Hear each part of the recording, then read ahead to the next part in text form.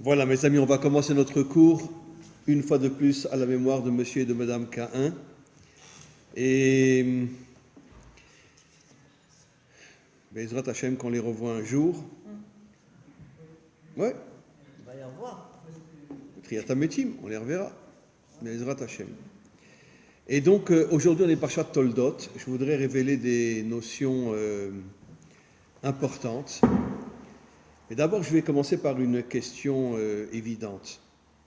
Que la majorité de nos mefarshim, de nos commentaires, que nos commentateurs posent. Comment est-ce possible que Esav est né le frère jumeau de Yaakov dans la famille d'Abraham? Comment c'est possible? Apparemment, je dis bien apparemment, mais je vais vous prouver le contraire après, apparemment Esav n'était pas quelqu'un de très très bien. Il a vendu sa Bechora.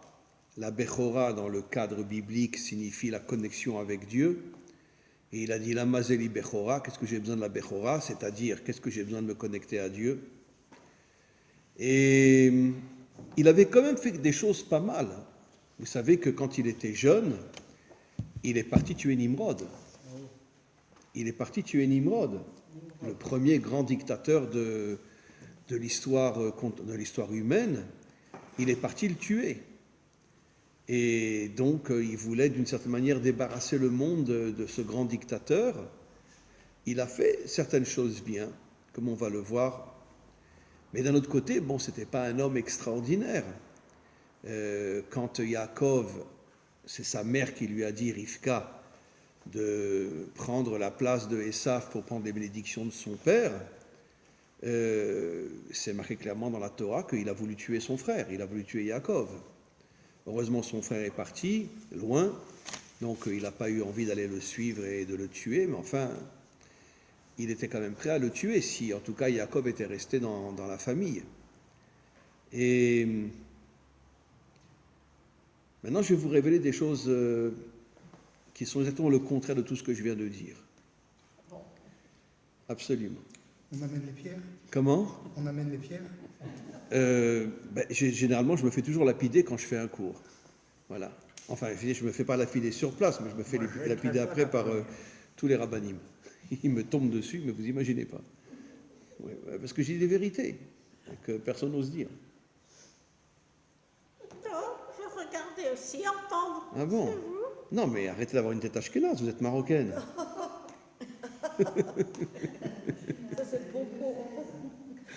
Et donc, vous savez que quand il y a eu la faute d'Adam et Ève, en vérité, le serpent, ce n'était pas du tout un serpent. Le Talmud dit que c'était un homme d'une beauté extraordinaire, ce qui prouve qu'il y avait déjà des êtres humains qui n'étaient pas des descendants d'Adam et Ève. C'était un être humain d'une beauté extraordinaire, et quand Chava l'a vu, elle n'a pas pu résister, elle a craqué. Et ils ont eu une relation ensemble, mais en vérité, ce qu'elle ne savait pas, c'est que c'était un homme qui dégageait des énergies extrêmement négatives, et cet homme-là a fait rentrer dans Chava des énergies extrêmement négatives.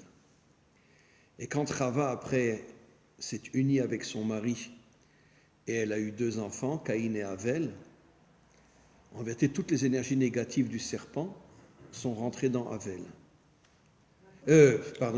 Sont rentrées dans Caïn, excusez-moi. Sont rentrés dans Caïn.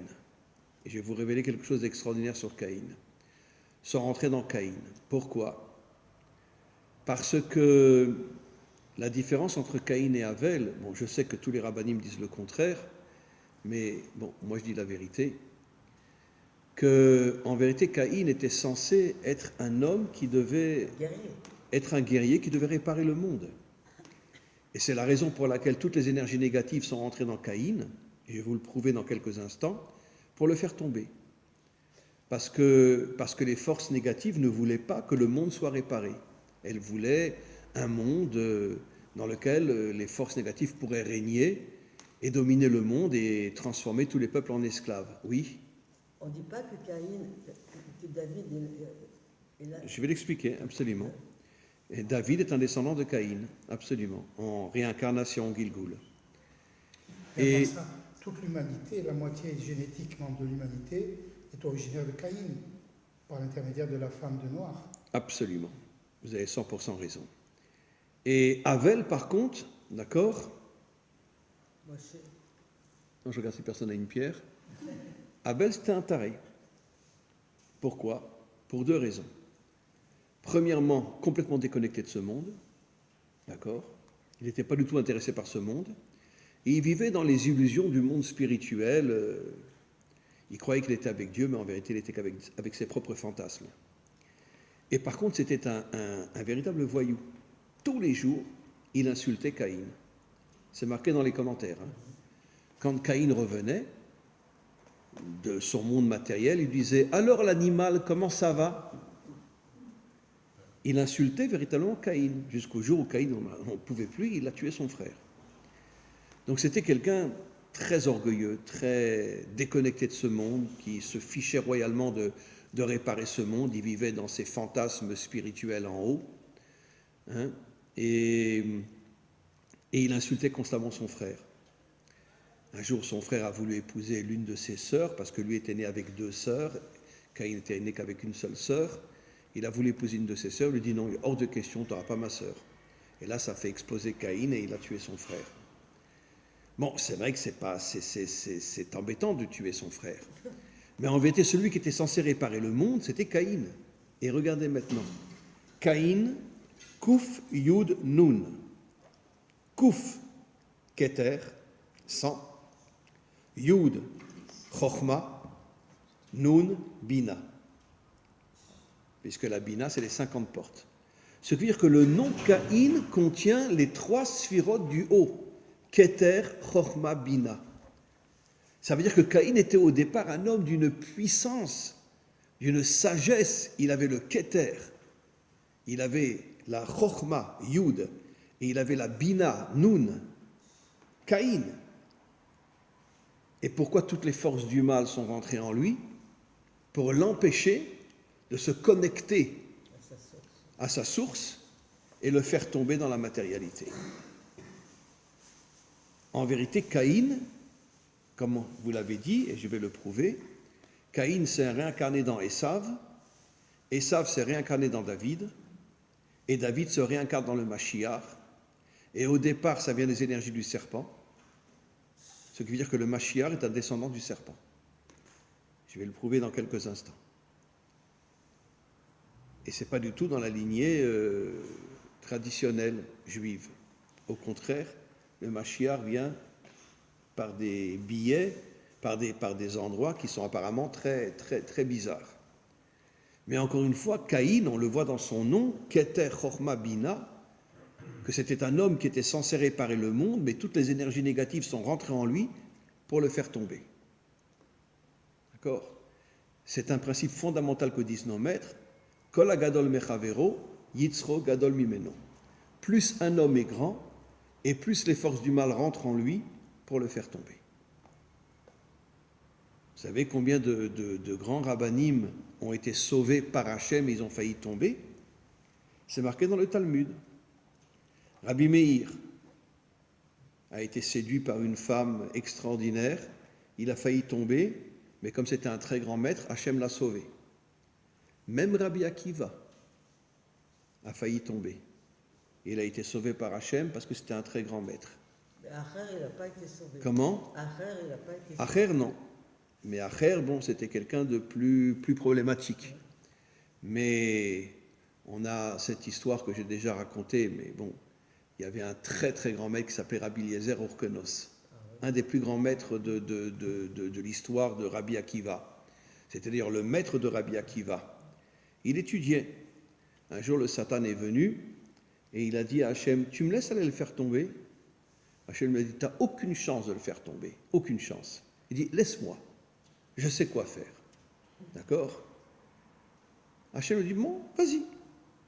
Bon, c'est des codes, tout ça, c'est pas à prendre à la lettre, je le raconte d'après le sens littéral, parce que j'ai pas le temps de rentrer dans les détails. Il s'est déguisé dans la plus belle femme du monde. D'accord? Il est descendu dans son Beth Midrash, elle est rentrée, et elle lui a mis la main sur l'épaule. D'accord? Lui, il ne comprenait pas. il a senti que c'était une femme qui mettait sa main sur ses épaules. Ça, c'est dans le Talmud. Hein. Il s'est retourné. Il a vu une femme tellement belle. Il s'est dit, je vais tomber. Il a sorti un couteau de sa poche. Il s'est crevé les 2 yeux. Il s'est enfoncé le couteau dans les 2 yeux pour ne plus la voir. Tellement il avait peur de tomber.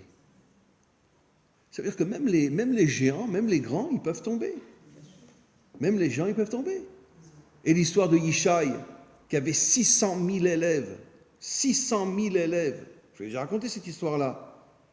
Il n'arrivait pas à marier ses enfants parce qu'à l'époque, le Sanhédrin pensait que Ruth n'avait pas le droit de se convertir. Et donc, il voulait marier ses enfants, il n'arrivait pas. Parce que le Sanhédrin disait que c'est une famille non juive. N'épousait pas leurs enfants. Il a appelé sa femme, il avait déjà 7 gosses. Il a appelé sa femme, il lui a dit, écoute ma chérie, on ne divorce pas, mais on s'éloigne pour ne plus avoir des enfants parce que si on a 8, 9, 10, 15 enfants, on ne pourra plus les marier. Et donc, bon, elle a accepté. Lui, il avait 600 000 élèves. Nos maîtres disent dans le Talmud que Yishai n'est mort que du venin du serpent. C'est-à-dire lui-même n'a jamais fauté de sa vie. Il est mort à cause du venin du serpent qui est rentré dans l'humanité. Mais il n'a jamais fauté de sa vie. Jamais. Jamais fauté de sa vie. Yishai, le père de David. Eh bien, au bout de quelques mois, il n'en pouvait plus. Il rencontre une servante qui travaille chez lui, lui dit, tu viens ce soir dans mon lit. Oui. Et la servante était une très bonne amie de sa femme. Elle est partie dire à sa femme, tu te rends compte, ton mari m'a invité dans son lit. Et c'est sa femme qui a été. Mais qu'est-ce qu'on voit de là? Je dis, c'est ça ce que j'aime chez nos maîtres. Ils sont authentiques, ils sont vrais, ils ne racontent pas des bêtises. Même un homme qui a 600 000 élèves, l'homme le plus grand d'Israël à son époque, était prêt à coucher avec une servante. Oui, c'était permis, non? Comment? C'était permis. Comment? C'était permis. Oui, mais il n'était pas divorcé de sa femme. C'est déjà qu'il appelle sa femme. Et puis il peut la rendre enceinte. À cette époque-là, il n'y a pas de pilule. Hein. Il peut la rendre enceinte, sa servante. C'est sa femme qui a été, puis ils ont eu David. Mais lui, il ne savait pas. Parce qu'il pensait qu'il avait été avec la servante. Il y a aussi l'exemple de Brouria, dans le même sens. Et Brouria, Ça, c'est quand même Brouria, la femme de Rabbi Meir, qui était une femme, elle était la plus grande chacham de son époque. Même son mari, Rabbi Meir, n'était pas au niveau de sa femme. Elle enseignait à des centaines de milliers d'élèves. D'accord? Et un jour, Rabbi Meir a voulu tester sa femme. Il a dit à un de ses élèves, un très bel homme, essaye de la séduire, je voudrais voir si elle résiste ou pas. Eh bien, l'élève est arrivé à la séduire, elle a craqué, elle était prête à aller avec lui, mais merci Brouria, la différence entre une femme et un homme, parce que les hommes c'est tous des tarés, mais une femme c'est une vraie guerrière, au moment où elle a senti qu'elle allait partir avec lui, elle s'est jetée par la fenêtre, elle s'est suicidée, elle est morte. Je préfère mourir que d'aller avec un autre homme. Ça, c'est une vraie femme. C'est beau les femmes, non? Voilà. Tandis qu'un homme, bon, très bien. Mais, comment? Je me parlais. Je disais que c'est triste. Ben oui, mais un homme est beaucoup moins fort qu'une femme. Un homme, dans son intériorité, a beaucoup moins de force qu'une femme. Bien sûr qu'il y a des femmes qui trompent leur mari aujourd'hui, mais elles sont minoritaires par rapport aux hommes qui trompent leurs femmes, bien sûr. Et donc, c'est comme ça. Yishai était sûr qu'il avait été avec une servante, et la femme de Rabbi Meir, au moment où elle s'apprêtait à partir, aller avec lui, elle s'est suicidée. Elle a préféré mourir que de tromper son mari. C'est pas extraordinaire, c'est pas magnifique. Donc, on voit que finalement, nos maîtres ont le courage de nous raconter que l'homme a des problèmes. L'homme, la femme, on a des problèmes. On peut tomber. Rabbi Meir, Rabbi Akiva, si Dieu les avait pas sauvés, ils seraient tombés eux aussi. Ils seraient tombés eux aussi. Vous savez que Rabbi Akiva a épousé l'épouse du procureur romain de Jérusalem. Ça veut dire celui qui massacrait des milliers de juifs tous les jours. Un jour, il a eu un accident, je ne sais plus exactement comment ça s'est passé, il a eu un accident, ses chevaux sont tombés dans un ravin, peu importe. Bon, ça vient d'en haut, bien sûr. Rabbi Akiva est parti voir la Romaine et lui a dit, si tu te convertis, je t'épouse. Et bien, elle a accepté de se convertir et l'épouse de celui qui avait tué des milliers de juifs est devenue la femme de Rabbi Akiva, puisqu'à cette époque-là, il y avait la polygamie, on pouvait se marier avec plusieurs femmes. Heureusement, aujourd'hui, c'est interdit, mais on pouvait se marier avec plusieurs femmes à l'époque de Rabbi Akiva. Et donc, il a épousé la femme de l'empereur du procureur de Jérusalem, qui était un criminel, un assassin inimaginable. Il a épousé sa femme. Donc, qu'est-ce qu'il y avait dans la tête de Rabbi Akiva? J'en sais rien. Mais bon, c'est des choses qui sont pas simples. Bon, maintenant, je reviens, après tous les détours, je reviens maintenant à cette histoire. Caïn, qui représente le Keter Chorma Bina, se réincarne dans Esav. Esav, quelle est la valeur numérique du mot Esav? 372. 3 et 7. 10. Comment? 12, ça fait 12 en plus. Non, Esav 366. 3 et 7, 10. Et 6, 16. 6 et 1, 7. 7, ça correspond à quoi? À la malchoute, à la royauté. J'ai pas fini. Yaakov, Yud, Aïn, Kouf, Bet. Yud, Aïn, 80. 180, 182. 182, 1 et 8, 9. Et 2, 11. 11, Keter. La couronne.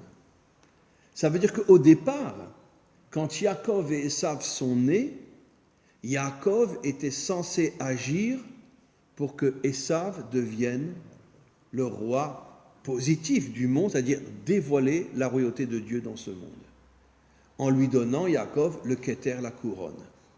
Bon, ce sont des codes, bien sûr, ça veut dire que Yaakov était censé donner des énergies incroyables à son frère, et son frère était censé dévoiler Dieu comme roi de ce monde. Dites-moi, qui c'est qui dans le prophète Ésaïe dit « Ki mitzion tetse Torah » La Torah sort de Tzion, ça parle des premières tables qu'on va retrouver. C'est les Juifs qui disent ça? Non, c'est les non-Juifs qui s'accrocheront au tzitzit des Juifs et quand ils arriveront sur le mont Sion, ils diront « Ki mitzion tetse Torah ». C'est eux qui le disent, c'est pas nous, c'est un verset explicite dans Ésaïe. C'est eux qui disent que la Torah sortira de Tzion. Mais pourquoi ils disent ça? C'est aux Juifs de le dire. Pourquoi ils le disent?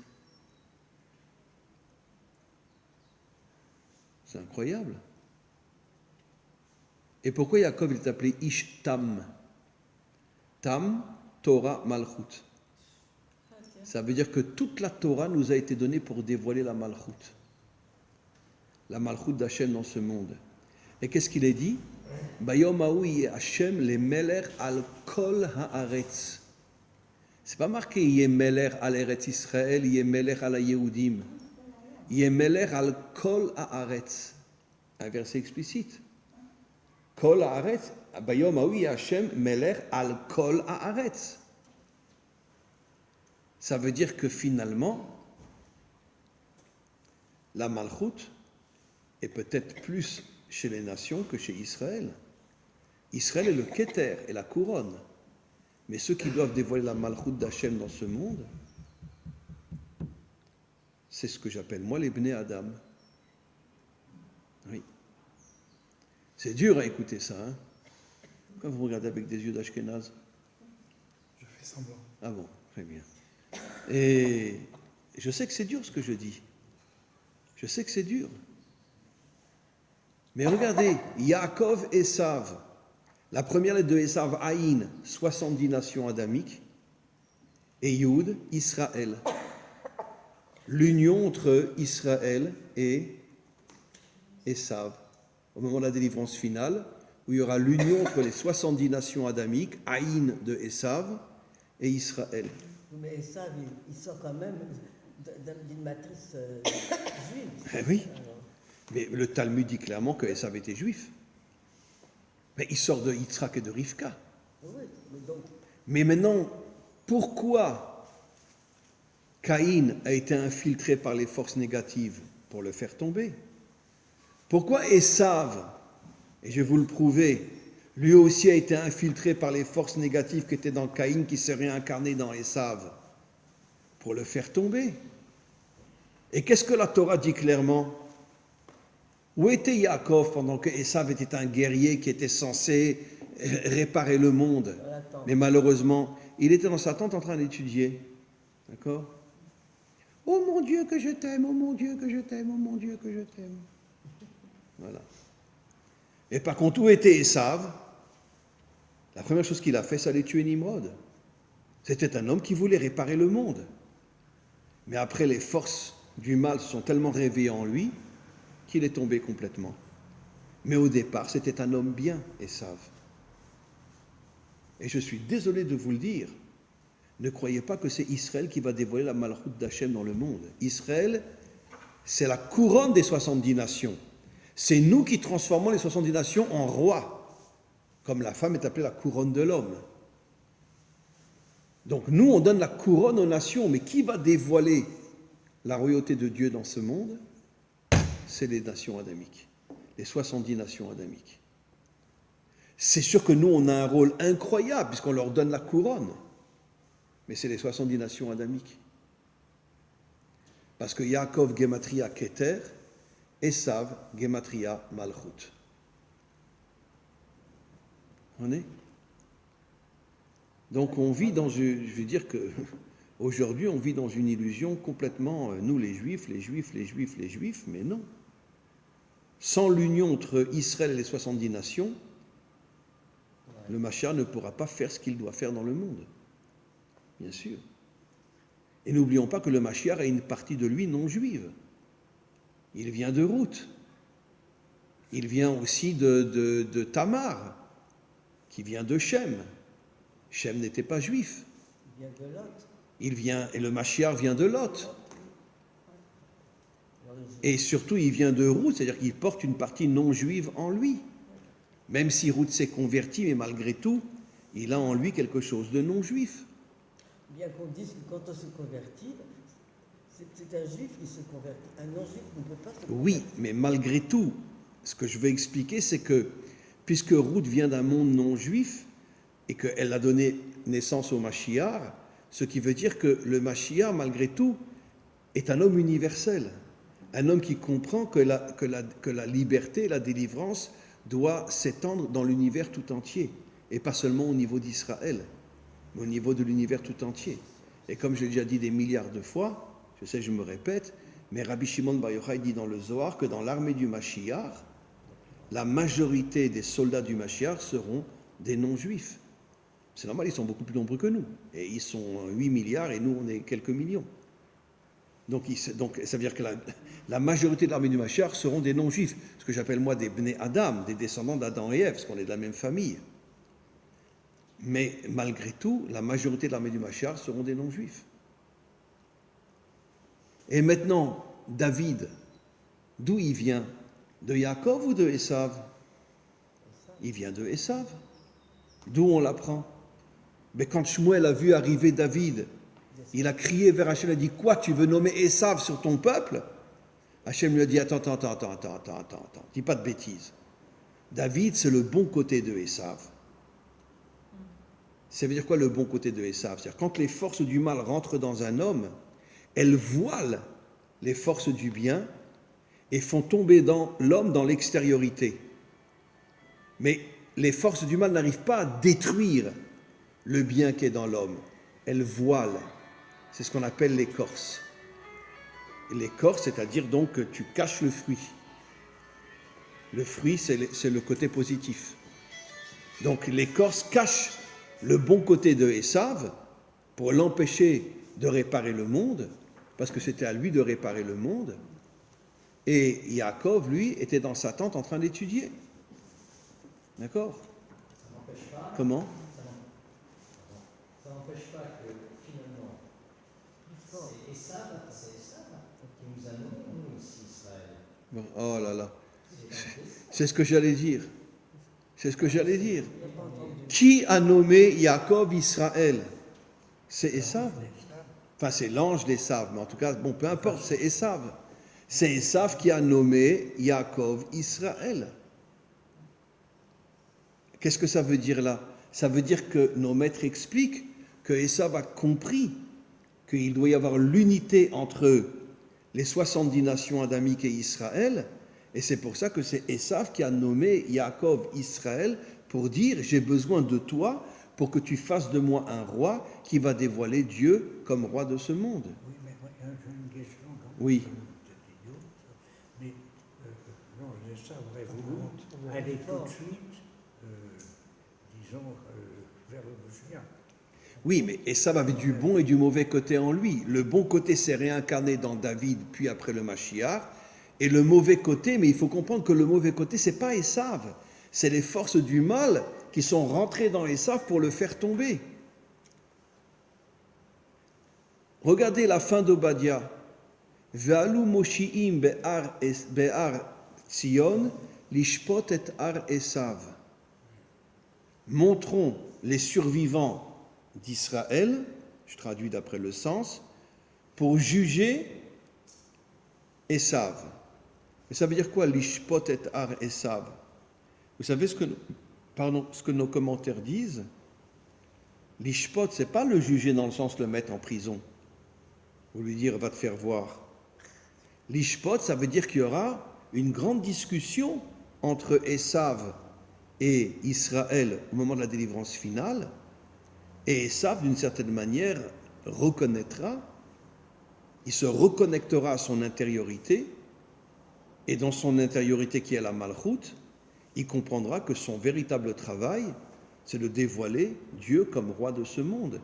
C'est pour ça, encore une fois, je me répète, il n'est pas dit « Vaya Hashem le Melech al Eretz Israël » Ve'aya Hashem le Melech al Yehudim, Ve'aya Hashem le Melech al Kol Haaretz. Et comme les Bnei Adam sont beaucoup plus nombreux que nous, automatiquement c'est à eux d'amener la Malchut d'Hashem. Vous voulez que je vous dise ce que dit Rashi sur le Shema Israël? Shema Israël, Hashem Elokeinu, Hashem Echad. Je n'arrive pas à comprendre comment tellement de rabbanim ne voient pas la vraie Torah. Regardez ce que dit Rashi. Shema Israël, Hashem Elokeinu, Hashem est notre Dieu. C'est nous qui le disons pour l'instant.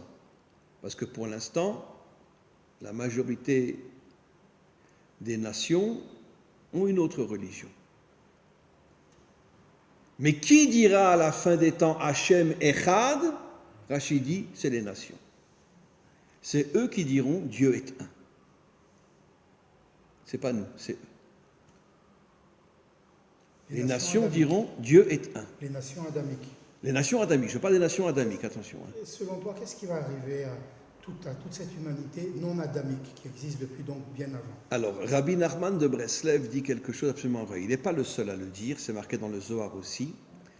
Mais lui a le courage de dire des choses à tomber par terre. C'est pour ça qu'il était tellement détesté par la majorité des rabbanim à son époque.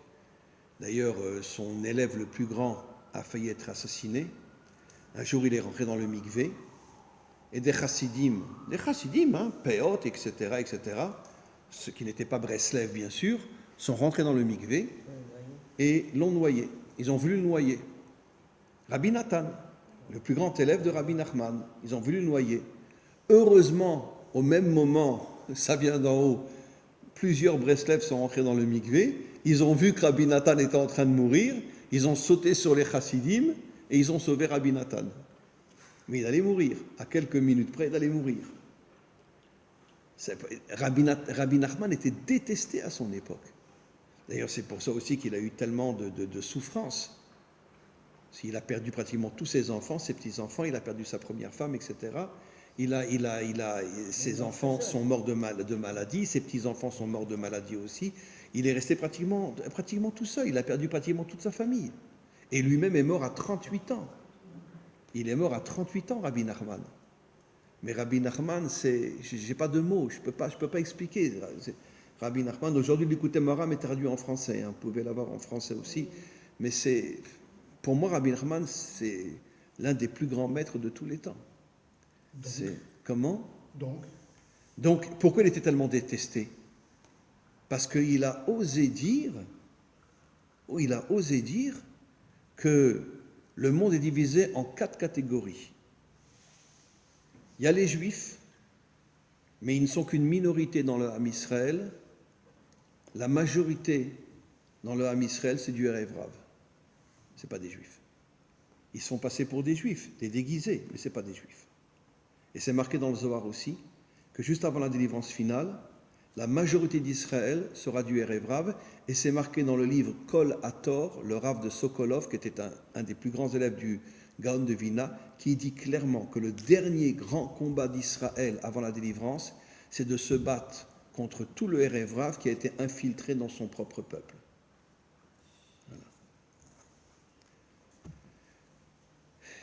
Et il dit, le Rav de Sokolov, ça sera un combat plus dur encore qu'avec Esav et plus dur encore qu'avec Ishmaël. Comme ça, il dit dans le Sefer Kol Hator. Donc 2 catégories d'êtres humains. Alors, donc on a dans le peuple juif Israël le Erev Rav. Après, on a chez les nations aussi, Rabbi Nachman dit, on a 3 catégories. Les Bnei Adam, qui eux feront tous teshuva et reviendront vers Dieu Echad, puisque c'est eux qui diront Hachem Echad.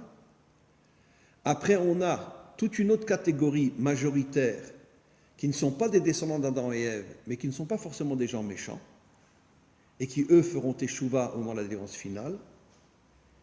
Et Rabbi Nachman dit, tous les dirigeants politiques, financiers et religieux de ce monde, dans la majorité, il y a des exceptions bien sûr, d'accord ?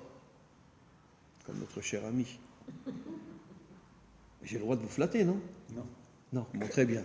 Alors je ne dis pas mon cher ami. Très bien.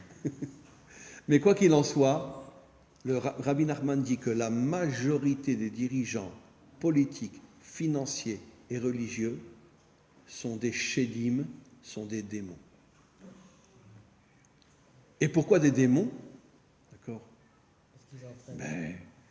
Allez, ne vous inquiétez pas, étudiez, le Messie va venir. Alors que nos maîtres disent tout le contraire. Ils disent que la venue du Mashiach correspond à un accouchement. Ça veut dire qu'il faut le créer, le Mashiach.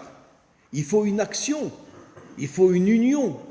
L'union entre Israël et les 70 nations, qui commence à se faire de plus en plus aujourd'hui. Et puis après, il faut un ventre qui va accoucher le Mashiach.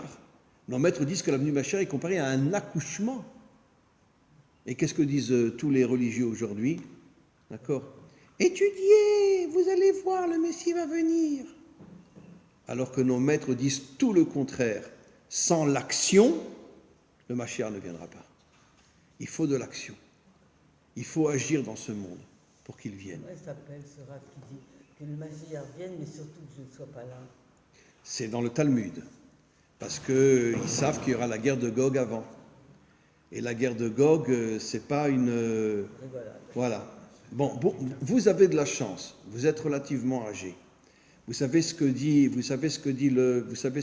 je ne sais plus quel prophète, je crois que c'est le prophète Zacharie, qui dit que dans un premier temps, Gog va rentrer en Israël et il va violer toutes les filles d'Israël, les jeunes, hein, bien sûr. Bon, vous avez de la chance avec votre âge. Mais toutes les jeunes filles d'Israël seront violées. Il n'y a pas une qui va s'en sortir. C'est un prophète Zacharie. Ézéchiel. Comment ? Ézéchiel. Oui, je me suis trompé. C'est Ézéchiel qui dit ça. C'est Ézéchiel dans le chapitre 38. Absolument. Je me suis trompé. Dans le chapitre 38. Que quand Gog va rentrer en Israël, la première chose qu'ils vont faire, c'est violer toutes les filles d'Israël. Les jeunes, bien sûr. toutes les violer.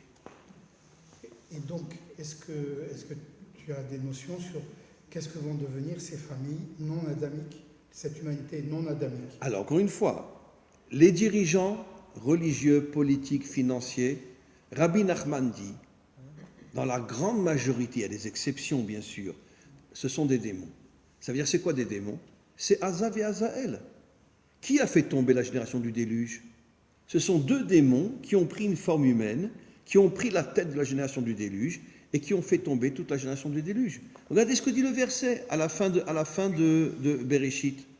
Dès qu'ils sont descendus dans ce monde, il y a des démons dans ce monde. D'accord? Et qui ont une forme humaine. Et bien, dès qu'ils sont descendus dans ce monde, ils ont commencé à courir après les filles. Regardez le verset, à la fin de Parashat Bereshit, ils ont couru après les filles. Et c'est eux qui ont emmené la débauche dans ce monde. Bon, je raconte une histoire que j'ai racontée des milliards de fois. Il y a une quinzaine d'années, j'étais le premier à sortir que pas tous les hommes et les femmes sur Terre sont des descendants d'Adam et Ève. D'accord? J'ai un rave qui m'appelle, un rave ici, je ne dirai pas son nom. Il me dit, mais comment vous osez dire une chose pareille? Où vous avez vu, d'où vous savez que toute l'humanité n'est pas des descendants d'Adam et Ève? Alors, je n'ai pas voulu entrer dans les détails. Je lui ai dit, dites-moi, vous pensez que Hitler et Mengele sont des descendants d'Adam et Ève? Il s'est mis à pleurer au téléphone. Il m'a dit, mais comment j'ai pas pu penser à une chose pareille? Merci Rav, merci Rav. Mais comment je peux imaginer que Hitler et Mengele sont des descendants d'Adam et Ève? Pardon, il m'a dit. Et il a raccroché. Il a compris que c'est pas possible. Comment Mengele peut être un descendant d'Adam et Ève? Attends, je ne dis pas qu'il n'y a pas des gens descendants d'Adam et Ève qui ne sont pas des gens formidables.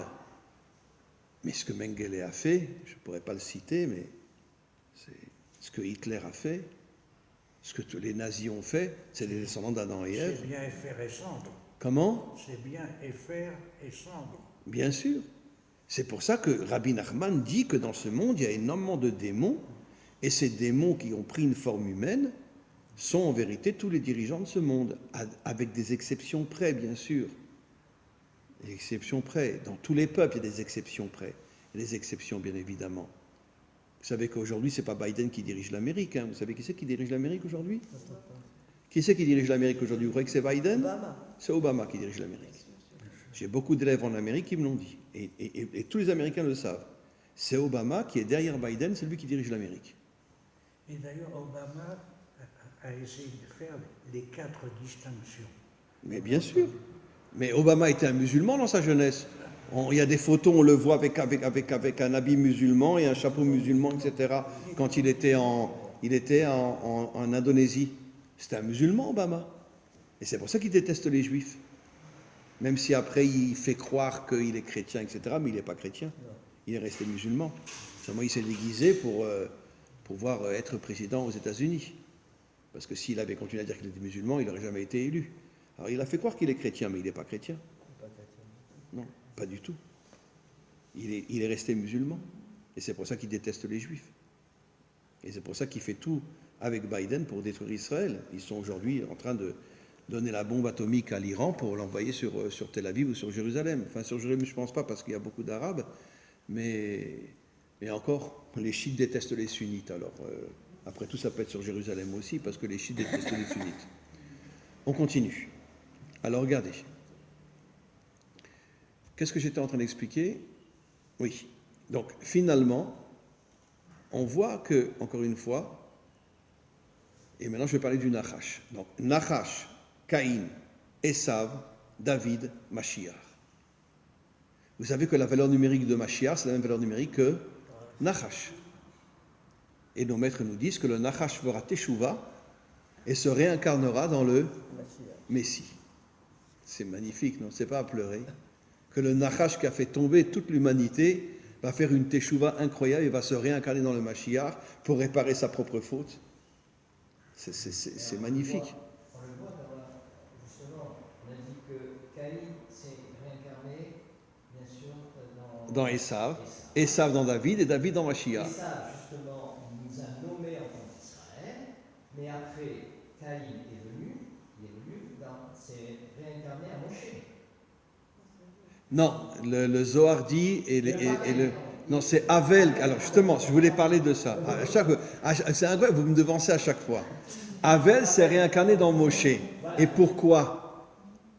Parce que Havel, c'était un taré. D'accord? Oui, c'était un taré. Oui, absolument. Toute la journée comme ça, avec le bon Dieu. Bon Dieu, voilà, ok. Un taré, il n'a rien compris. Il n'a pas compris que l'homme a été créé pour réparer le monde, pour se battre contre tous les méchants de ce monde, comme David. Comment? Moshe, il ne vient pas de Abel. Et justement, Abel s'est réincarné dans Moshe. Pourquoi? Parce que Moshe était un guerrier. Moshe était un combattant. Moshe, il s'est battu toute sa vie. Donc en vérité, Moshe, il a fait faire Teshuvah à Abel. Reviens dans ce monde. Et Abraham, c'est pareil, à l'âge de 75 ans, qu'est-ce que lui dit Hachem? Lech lecha el haaretz. Redescends. Arrête d'être en haut. Parce que ça veut dire Abraham. Il s'appelait Avram. Le père d'en haut. Av, Ram, en haut. Et Hachem lui dit, redescends, redescends. Et 75, c'est quelle valeur numérique? 7 et 5, ça fait combien? 12. Et 12, 1 et 2, ça fait 3. Avram, Yitzhak, Yaakov.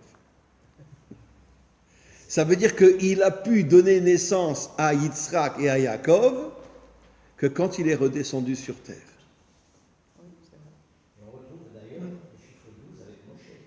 Oui, bien sûr, absolument. En quoi le hé, ça l'a fait redescendre sur terre? Non, lech lecha el haaretz. Parce que l'homme a été créé pour Asher bara Elohim la'asot. Moi, j'ai commencé la construction du monde, mais vous terminez là. C'est pour ça que quand Dieu a créé l'homme, c'est pas marqué Dieu a dit que l'homme soit. C'est marqué naasé, faisons l'homme, pour nous faire comprendre que la véritable identité de l'homme, c'est l'action. C'est l'action dans ce monde. L'action dans ce monde. Alors chacun à son niveau, bien évidemment, mais on a besoin d'une action dans ce monde.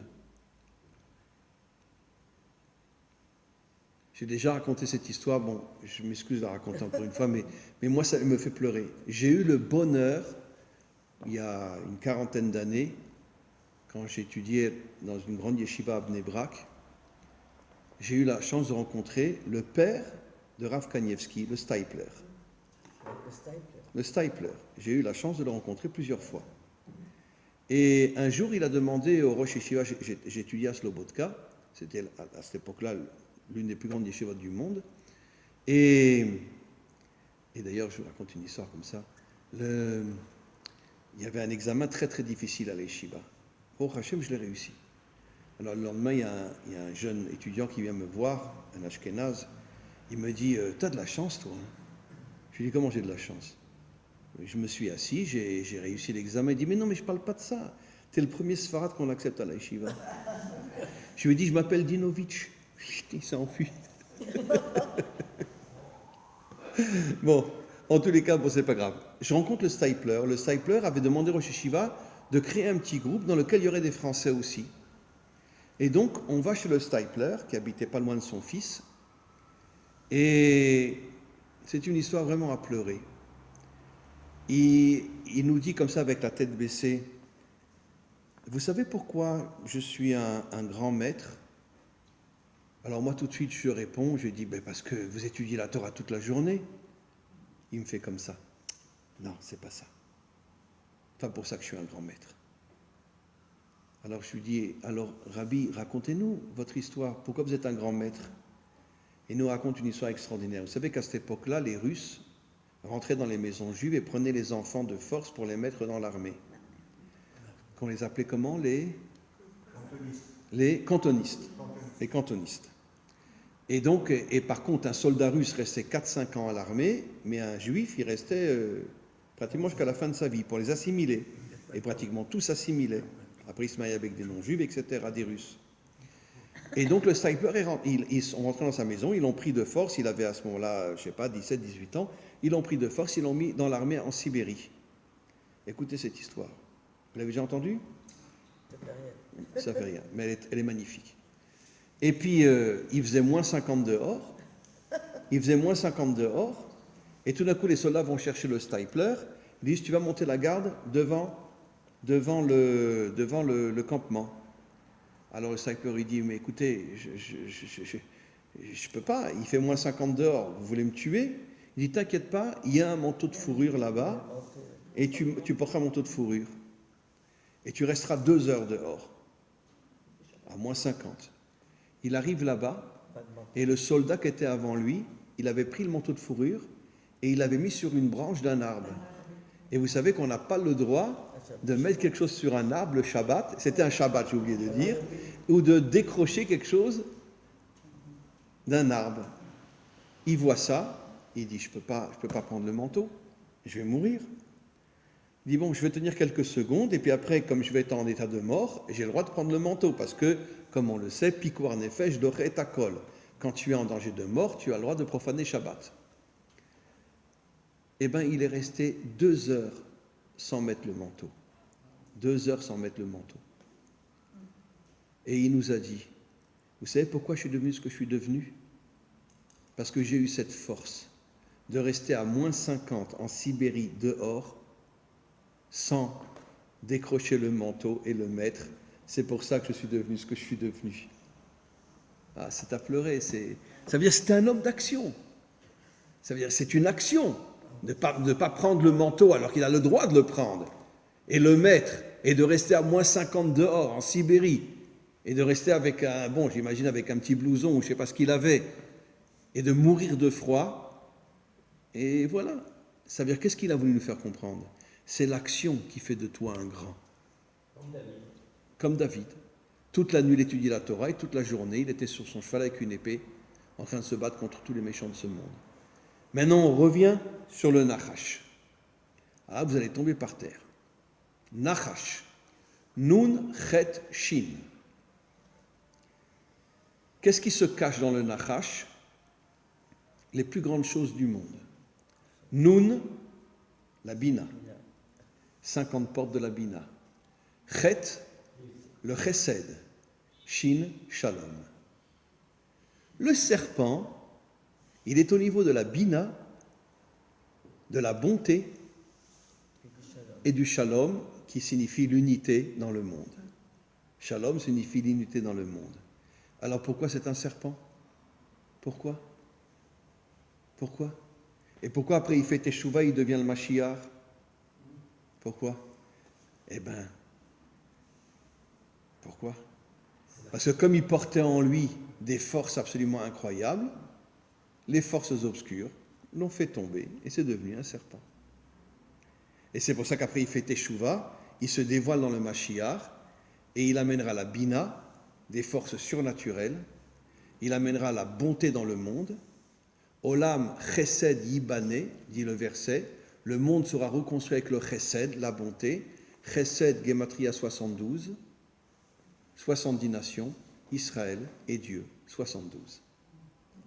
La délivrance viendra par l'union entre Israël et les 70 nations adamiques. La photo de David Amelech. Comment? La photo de David Amelech. Pourquoi? Il avait 3 qualités. Chesed, c'était bon. Oui, absolument. Il avait également La Gvoura, la force, force et et Tiferet, l'unité, bien sûr. Il représentait Abraham, Isaac et Yaakov. C'est pour ça qu'avant de devenir roi en Israël, il a voulu passer 7 ans à Hebron pour s'accrocher aux 3 pères, et surtout à Yaakov, qui est l'unité. Et comme je l'ai déjà expliqué des milliers de fois, qui était le plus grand ami de David? Comment? Un non-juif, Barzilai. Son meilleur ami était un non-juif. David est le premier qui avait compris qu'un juif authentique, c'est celui qui arrive à s'unir avec des gens qui ne sont pas comme lui. Ça, c'est l'homme authentique. L'homme authentique. Et Barzilai, à chaque fois que David était en danger, il montait une armée et il allait sauver David. Et pourtant, ce n'était pas un juif. Parce que Barzilai aimait de toutes ses forces David et David aimait de toutes ses forces Barzilai.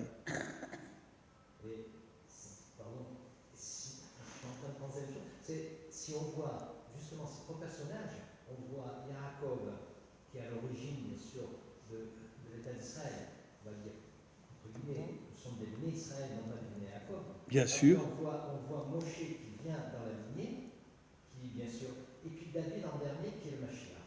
si on prend la gematria de Yaakov plus Moshe plus David, et on retrouve quoi? Allez, Israël. Israël est malin à l'origine et Israël à la fin des temps. magnifique. Oh, répétez. Il dit que la valeur numérique de Yaakov, 182. David, 3, 4, 5, 345. oui, Et non, Moshe d'abord. oui, 345. Moshe, Yaakov et... Yaakov, Moshe et David. Ah, ça fait Israël. 541. Ça fait Israël. Ça fait exactement la gematria de Israël à l'origine et qu'on retrouve à la fin des temps. Magnifique. Qu'on appelle Shérit Israël, le restant d'Israël. Et qui, d'ailleurs, on prend les 3 lettres, les premières lettres, si on prend 5 plus 4 plus 1, ça fait 8, ça fait 10, 10 de Yaakov, 10 de Israël, première lettre, Yud, 10 Hachem. Magnifique. Pourquoi donc Dieu a choisi un Benjaminite, le roi Saül, avant David? Très bonne question. Pourquoi? Il pose une question magnifique. Pourquoi Shaoul était roi avant David alors que Shaoul a voulu tuer David? On le voit dans le Tanar. Shaoul a poursuivi David sans arrêt pour le tuer. Comment? Bon, après il est mort, les Philistins l'ont tué lui et son fils, Jonathan. Mais pourquoi Shaoul? Pourquoi la tribu de Benjamin? Pourquoi? Parce que Benjamin est le seul qui est né en Eretz Israël. Et nos maîtres disent, Hachem voulait un roi qui vient d'une tribu qui est la seule qui est née en Eretz Israël. Les 11 tribus sont toutes nées, où ça? En Turquie.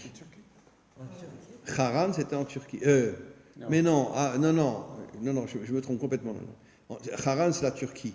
Mais eux, ils sont nés à Aram Naharaim, chez Bilam, qui était la Syrie, je crois, c'était la Syrie, absolument.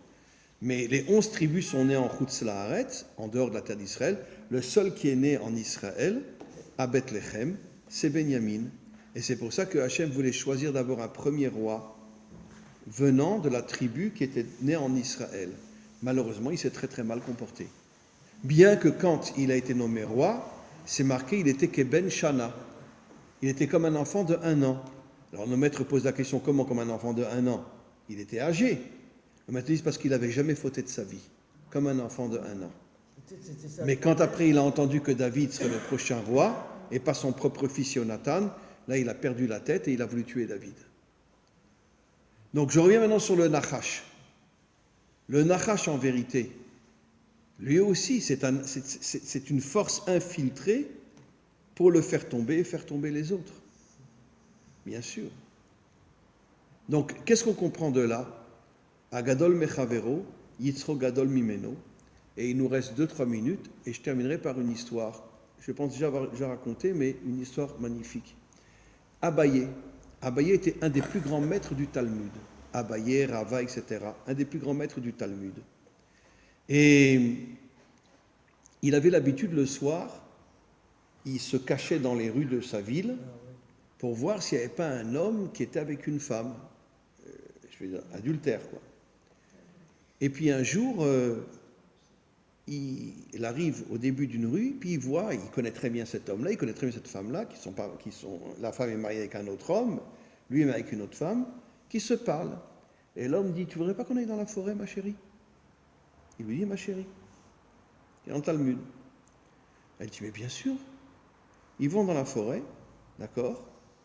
Ils se tiennent par la main, mais ni ils s'embrassent, ni ils s'unissent. Après, la femme dit, ouh là, mon mari va rentrer à la maison, là, parce qu'il est dans un cours de Torah, il va rentrer, il faut absolument que je rentre à la maison, parce que sinon il va se demander où je suis. Lui, il dit, pas de problème, chacun rentre dans sa maison. Et lui, quand il voit ça, il rentre chez lui, Abaye, l'un des plus grands maîtres de tous les temps, il se couche sur son lit, et il ne bouge plus de son lit. Le lendemain matin, il va avoir cours. Les élèves frappent à sa porte et lui disent « Rabbi, ça fait déjà une demi-heure que tu devrais avoir commencé le cours. » Il dit « Laissez-moi tranquille, laissez-moi tranquille. » Ils reviennent le lendemain, le surlendemain, il ne veut pas bouger de son lit. il ne mange pas rien. Alors les élèves commencent à penser qu'il est peut-être malade.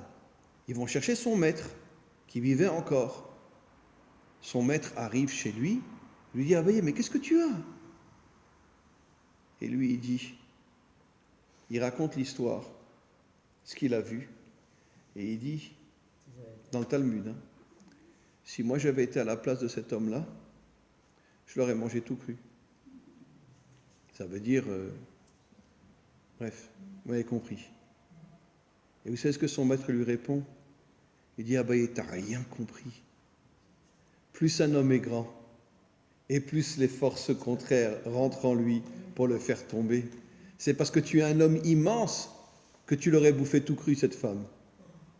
Lui, c'était un petit homme. Il se dit, bon, on n'a pas de relation aujourd'hui, on en aura une demain, peu importe. Mais toi, pourquoi tu l'aurais mangé tout cru? Parce que comme tu es un homme immense, les forces du mal rentrent en toi et veulent te faire tomber. De là, qu'est-ce qu'on comprend pour conclure? On comprend quelque chose d'extraordinaire. En vérité, plus un homme il est grand, et plus il est, d'une certaine manière, fragilisé par toutes les forces obscures qui veulent rentrer en lui. Et c'est pour ça que j'ai expliqué dans ce cours que Caïn et Ésav étaient des hommes au départ extraordinaires, qui sont tombés parce que comme ils devaient réparer le monde, plus encore que Yaakov, et encore 1000 fois plus que Havel, c'est pour ça que les forces contraires sont rentrées en eux pour les faire tomber. Voilà, vous comprenez? Et il y a une histoire aussi, vous avez tous entendu parler de Rav Kahana. Vous n'avez pas parlé de Rav Kahana? C'était aussi un Rav extraordinaire qui a écrit des livres, mais c'était un homme d'action. Il est rentré en politique. Et une grande partie d'Israël l'a suivi. Et un jour, il est parti donner une conférence de Torah en Amérique. Et quand il est sorti, il y a un Arabe qui est venu, qui lui a tiré une balle dans la tête. Et quelques semaines après, d'autres Arabes ont tué son fils et sa belle-fille. Et les 5 enfants que le fils et la belle-fille avaient sont restés orphelins. Ils ont perdu leur père et leur mère.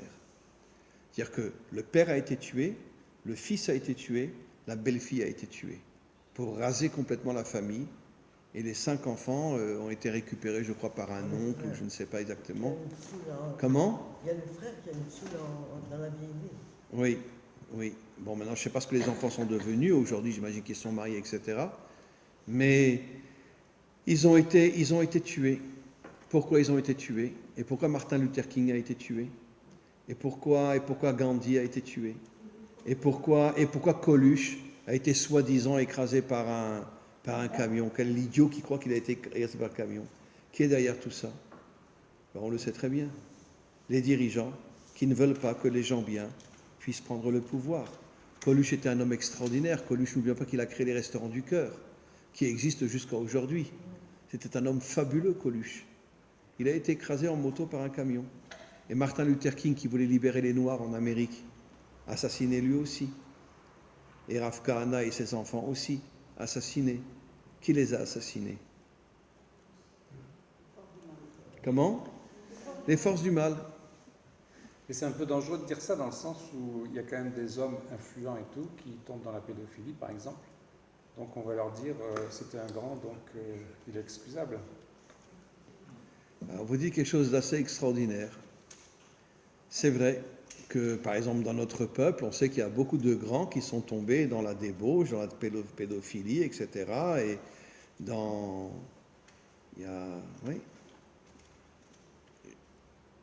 Je pense, pour répondre à votre question, quand un homme tombe dans la débauche, c'est son choix personnel. C'est son choix personnel. Quand un homme tombe dans d'autres choses, je pense que c'est des forces obscures qui rentrent en lui. Mais la débauche, c'est son choix personnel. Je pense. Et donc, je ne suis pas sûr que j'ai raison, mais pourquoi? Parce que nos maîtres nous disent que la raison des 4 exils d'Israël, ce n'est pas l'idolâtrie, ce n'est pas toutes les fautes qu'Israël a fait. Et si vous lisez la Bible, vous savez très bien qu'Israël a fait des fautes terribles, mais nos maîtres nous disent que c'est la débauche. la débauche, qui est le libre arbitre. Ils ont choisi la débauche et Hachem les a exilés. Et donc, il semblerait que la débauche dépend beaucoup plus du libre arbitre de l'homme que des autres forces qui rentrent en nous et qui nous font tomber. En tous les cas, mesdames, puisque nos maîtres nous disent que la délivrance viendra par le mérite des femmes, sortez vos armes, d'accord, devenez des guerrières et amenez la délivrance. Et nous, les hommes, on vous suivra. Hein? Vous êtes d'accord? On les suit? Bon. Que des bonnes choses. À très bientôt, à la semaine prochaine.